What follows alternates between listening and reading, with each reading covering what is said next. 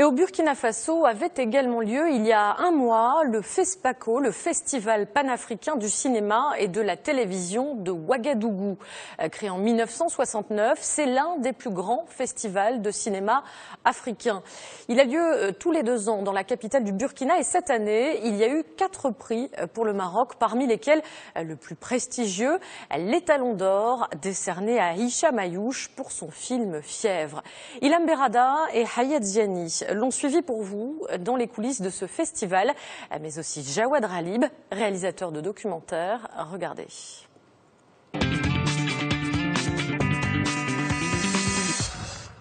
And now,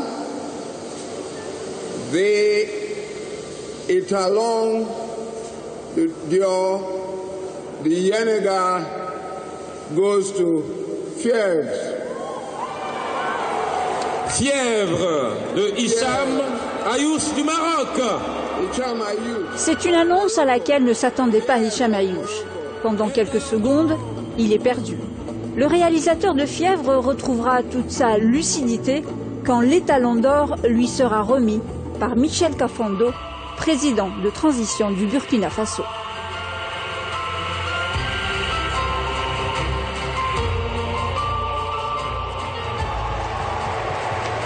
Je suis africain et fier de l'être, car ma culture est belle, puissante, poétique, et nous devons tout faire pour changer les mentalités grâce à l'art, grâce à l'imaginaire et grâce à l'éducation. Je suis africain et fier de l'être. On nous a volé notre passé, on a tenté d'effacer notre histoire, mais notre futur, il nous appartient et il est temps de prendre en chose les mains en destin. Voilà. Je suis africain, je suis fier de l'être et je vous aime. Merci.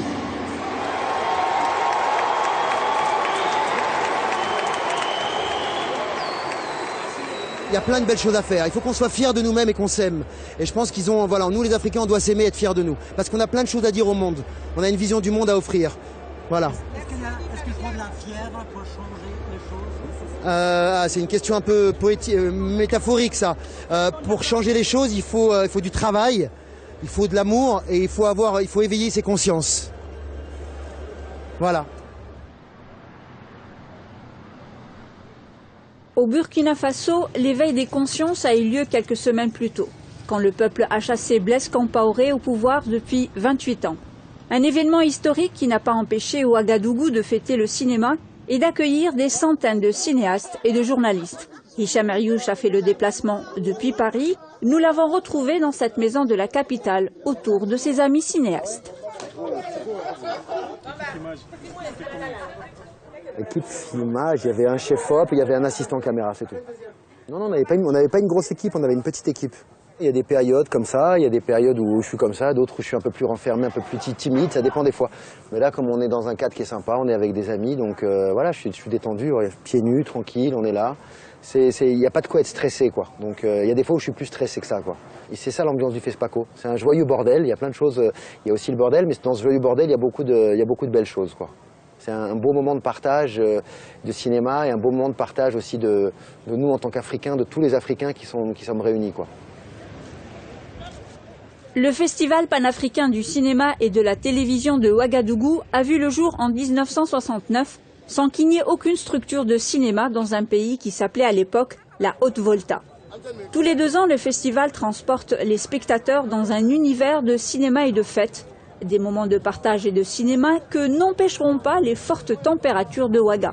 Les festivaliers sont donc nombreux à se rendre chaque jour au siège du FESPACO. C'est ici que se retrouvent les cinéphiles et les invités de cette kermesse du cinéma africain. Ça va? Merci madame. Mais avant d'accéder dans le bâtiment, il faut montrer main propre, risque sanitaire oblige. Le rituel du produit désinfectant est obligatoire pour tout le monde. Bonjour. C'est quoi? Ok. Ah. C'est des témoins. Génial. Bonjour mesdames.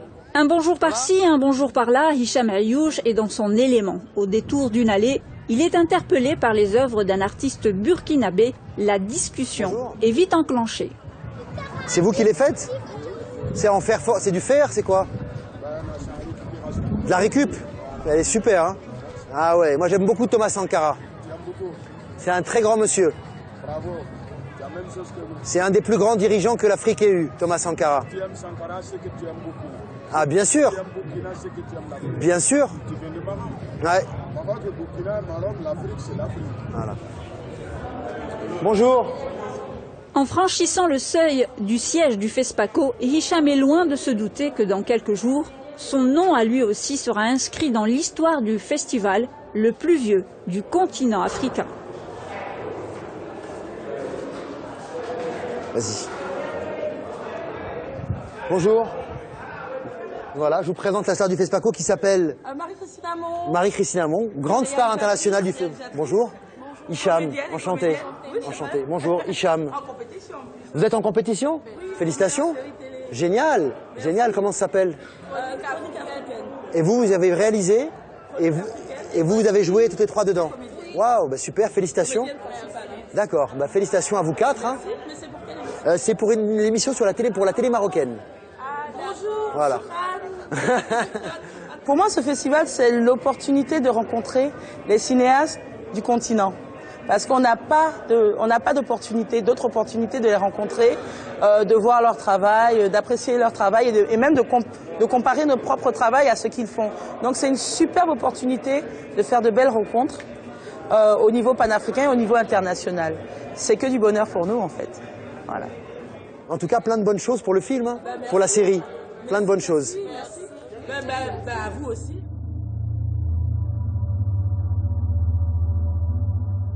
Tourné en France, dans une cité, Fièvre raconte l'histoire de Benjamin, un enfant de 13 ans livré à lui-même.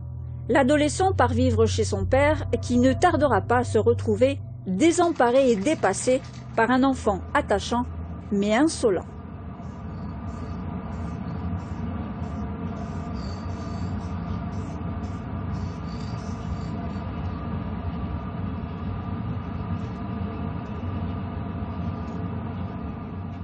Le film suscitera beaucoup d'intérêt auprès du public. Le débat durera plus d'1 heure. Une petite question d'ailleurs qui m'a souvent interpellé, comme vous êtes réalisateur, vous pourrez du coup m'éclairer. Pourquoi vous avez choisi d'arrêter justement ce film à la fin? Là, du coup, on regarde la fin, donc on est un petit peu marqué aussi par la fin du film. Quand on pose la question en fait de pourquoi j'ai terminé ce film de cette façon, je réponds toujours aux gens qu'est-ce que vous avez ressenti à ce moment-là et pourquoi vous pensez qu'il avait cet acte-là?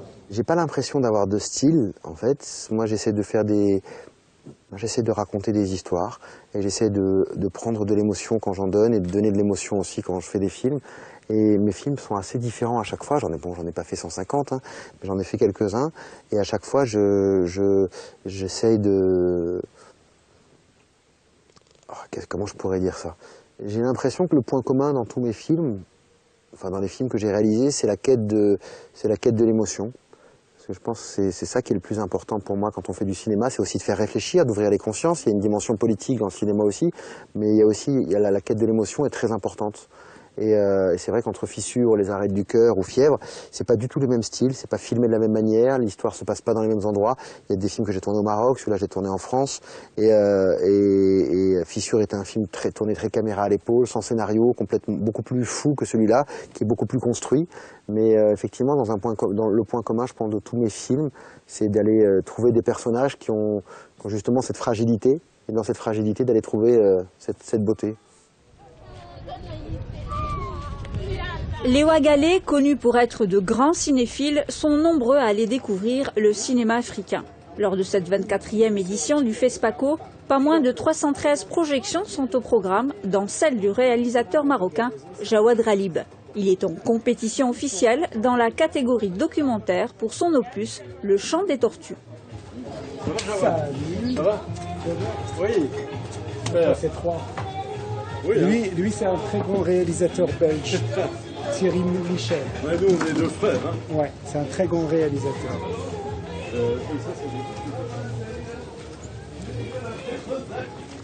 Jawad Ralib est un habitué du festival, c'est sa 3e participation. Il est même lauréat du premier prix du documentaire en 2007 avec El Ejido, La loi du profit. Comme il connaît bien le festival, Jawad Ralib veut s'assurer que sa projection se déroule dans de bonnes conditions. Il se rend donc au Niroya, la salle de cinéma où est programmé son documentaire. Ici, j'ai une très grosse bombe. J'ai un ordinateur et ici du papier. Pour le réalisateur, il est indispensable de tout vérifier. Il n'y a pas de place à l'improvisation. Bon, bonjour les amis. Bonjour monsieur le responsable. Comment ça va? Oui, ça va. Tout va bien? Ça va. La vie va bien? Ah, on ne se plaint pas. Super. Et vous? Ça va, ça vous va. allez bien? Oui, il fait chaud, mais ça va. Il fait très chaud. Donc, j'aimerais juste voir si on peut juste vérifier un petit peu la qualité de la projection et je vous laisse tranquille après. Mais vous avez reçu aussi un DCP et un DVCAM. DCP, vous n'avez pas? Non, pas le DVD. Il ne faut pas passer le DVD. Il ne faut pas. Parce que le DVD, il faut les appeler. Ils ont reçu le DVD, ils ont reçu un Blu-ray, ils ont reçu un DVCAM. Ils ont tout reçu. Tout le matériel possible pour la projection. Je préfère à la rigueur qu'on passe un Blu-ray plutôt qu'un DVD. Bon, il va vous donner le numéro de ceux qui s'occupent de ça au FESPACO. Vous ne pouvez pas les appeler, vous, les gens du FESPACO? Moi, j'ai un téléphone belge, donc si je commence à appeler d'ici, je vais passer par la Belgique pour revenir ici, et ça va à la fin, c'est une fortune. Vous pouvez leur donner un petit coup de fil aux gens qui s'occupent de la projection? Ce qu'on peut faire maintenant. Qu'est-ce qu'on peut faire maintenant? On va essayer votre Blu-ray là. Oui, mais le DVD, DVD, moi je le confisque. Non, après ça, non mais vous ne pouvez pas le prendre maintenant. Non, mais je sais, mais... Voilà. Ah, c'est le Blu-ray que vous avez... Donc c'est pas un DVD, mon cher ami. Monsieur le responsable... Non, quand c'était fermé comme ça. Ah oui, d'accord. Voilà, d'accord. Voilà.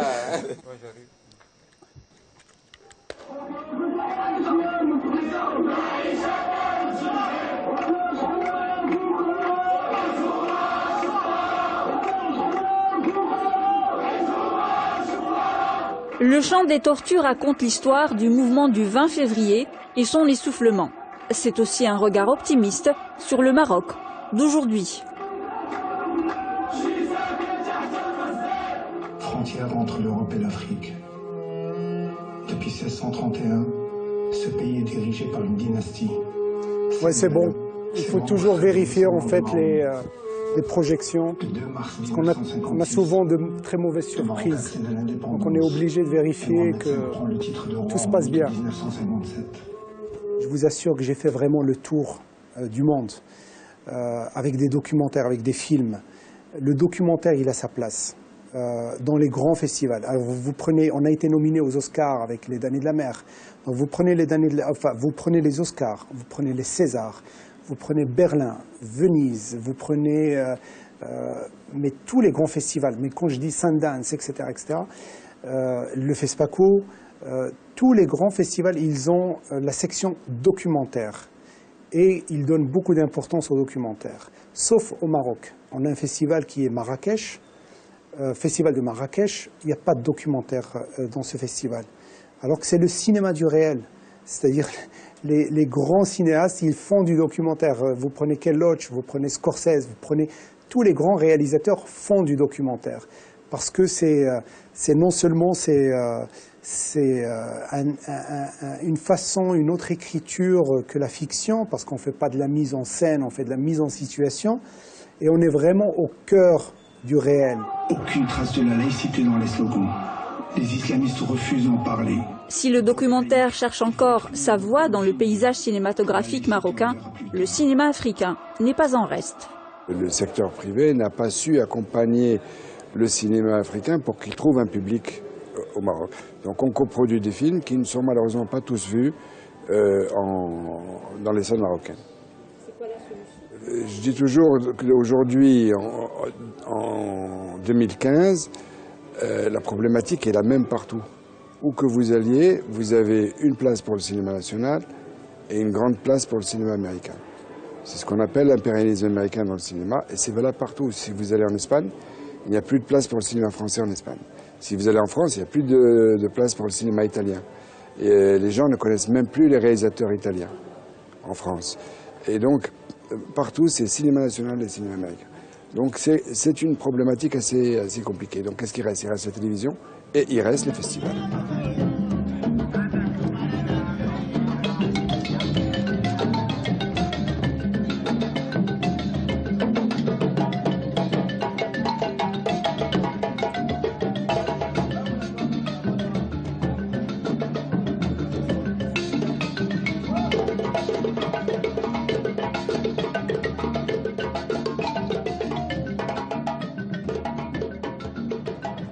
Le FESPACO est aussi une grande fenêtre pour la nouvelle génération de cinéastes. C'est le cas de Sarah Mikhail et de Pape Abdoulaye.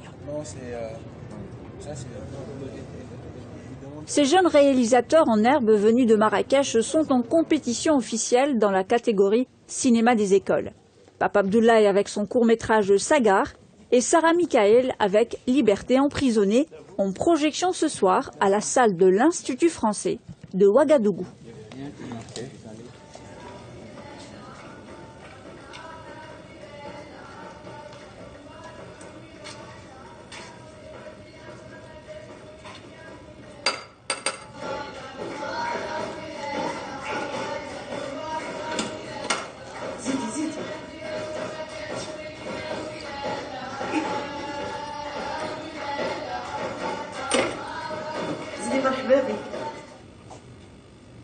Pour Pape Abdoulaye, le premier coup d'essai est un coup de maître puisque son court-métrage obtiendra le prix du FESPACO dans sa catégorie. Pour sa part, Sarah Mikhail ne sera pas primée, mais elle aura réussi à surprendre et à émouvoir le public.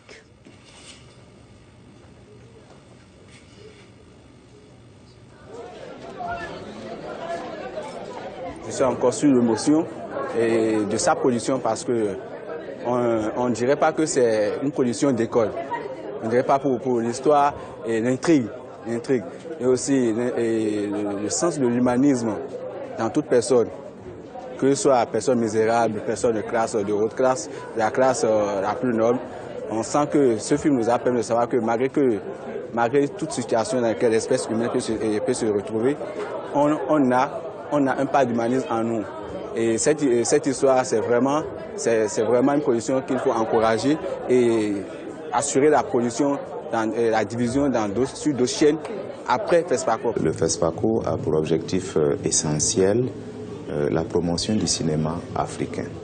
Donc c'est d'abord une plateforme pour permettre aux professionnels du cinéma de se rencontrer tous les 2 ans, de montrer leurs produits à un public, d'échanger sur des problématiques de développement du cinéma africain, mais également d'avoir l'opportunité, à partir du MICA, le marché du cinéma et de la télévision qui s'est mis en place et qui a sa 17e édition, de promouvoir leurs produits directement auprès des autres catégories de professionnels qui sont là, qui sont les partenaires institutionnels, qui sont des producteurs, qui sont des distributeurs, qui sont des diffuseurs, qui sont les médias. Les professionnels du cinéma marocain, en tout cas, ont toujours eu leur place dans ce festival. Le Maroc détient même le record des pays primés, un palmarès qui fait honneur au Maroc et au 7e art marocain.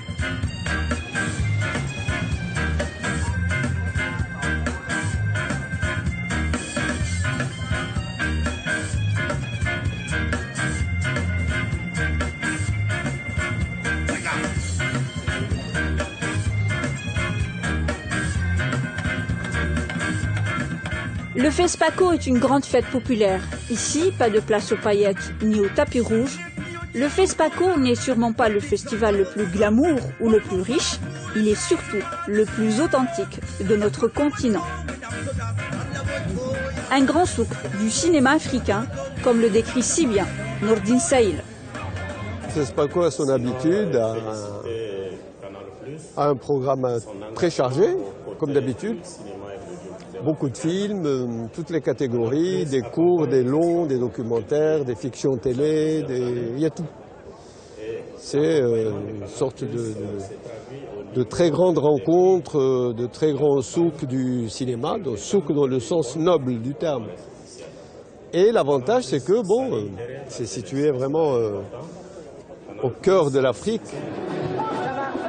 Aux 29 trophées distribués à chaque édition sont venus s'ajouter cette année d'autres prix spéciaux, dont celui du prix Ibn Battuta.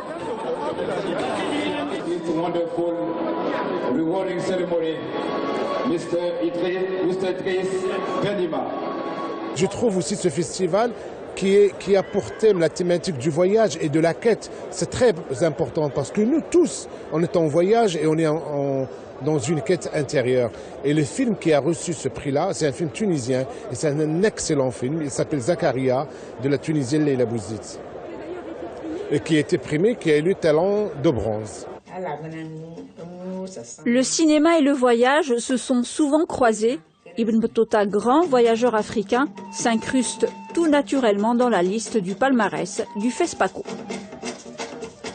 L'accord qu'on a avec le FESPACO, bien sûr, c'est un accord où il y a en échange un droit d'image, une exclusivité et le titre de transporteur officiel, mais ça va plus loin.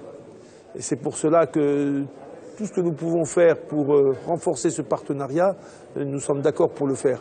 Et une bonne façon, c'est de s'introduire dans les prix que donne le FESPACO et de créer un prix de la Royal Air Maroc qui porte le nom du grand voyageur marocain Ibn Battuta du XIVe siècle. Et c'est ça la raison. Et c'est aussi pour montrer à nos frères burkinabés que notre présence, ce n'est pas une présence publicitaire ou sponsoring, ça va au-delà de ça.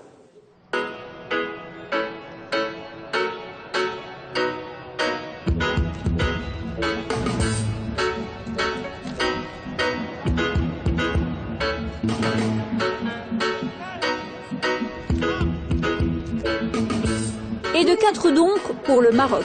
Après Souheil Ben Barka, Nabil Ayouch et Mohamed Mouftakir, c'est au tour de Hicham Ayouch de remporter le 24e étalon d'or du Yenenga. Une édition où la compétition a été rude, le jeune réalisateur marocain a même damé le pion à Timbuktu qui a raflé 7 Césars cette année. Le fait que ce soit un de nos frères du Maroc qui a été primé nous réjouit énormément. Ça montre qu'en fait, le FESPACO n'est pas figé. Ça montre que le travail qui est fait par le jury est un travail vraiment très sérieux. Et on ne s'agrippe pas sur des préjugés. Ils font des analyses sérieuses. Hier, c'était le Sénégal, aujourd'hui, c'est le Maroc. Demain, ça sera certainement quelqu'un. Donc, ça veut dire que, véritablement, le travail du FESPACO est un travail que nous devons encourager. Et je voudrais profiter de vos micros pour dire que vous devez partout, cinéastes, journalistes, tous ceux qui sont venus ici, au rendez-vous du FESPACO, diffuser le message que le FESPACO est devenu une réalité africaine.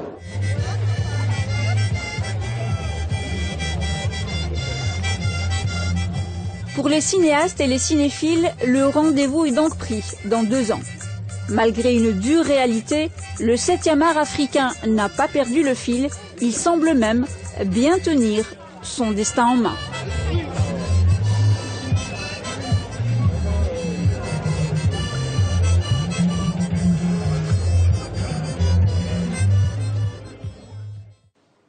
Voilà, c'est la fin de ce numéro de Média Investigation. J'espère que vous avez passé un bon moment en notre compagnie. Je vous retrouve le mois prochain pour de nouvelles enquêtes. Et en attendant, je vous souhaite une très belle soirée sur notre antenne.